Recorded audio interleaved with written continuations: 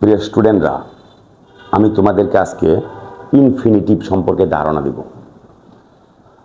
Form of infinitive এটা adverb রূপে কোনো ভার্বকে মডিফাই করতে পারে। Easy example given, he came to see me. To see me, এখানে টু সি ইনফিনিটিভ এই ভার্বটাকে মডিফাই করেছে। প্রিপোজিশনের অবজেক্ট রূপে ব্যবহার হইতে পারে। প্রিপোজিশনের অবজেক্ট, আমরা জানি ভার্বের অবজেক্ট আছে, কিন্তু প্রিপোজিশনের যে অবজেক্ট আছে এটা তোমরা জানো।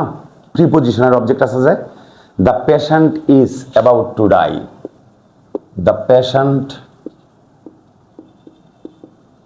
Is about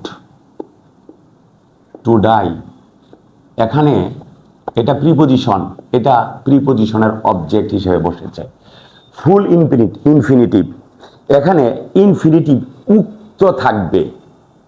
he wants to buy a pen.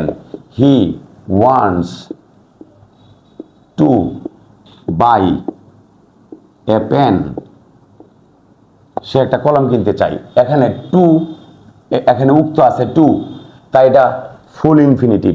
Beer infinitive, এখানে টুটা অনুক্ত থাকবে, অনুক্ত থাকবে। যেমন ইজি, আই স হিম গো।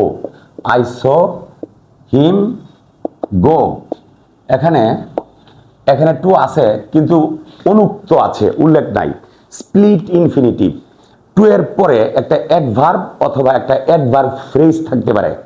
যেমন easy, the teacher advised the students to always, এখানে always টা adverb, always to always speak the truth,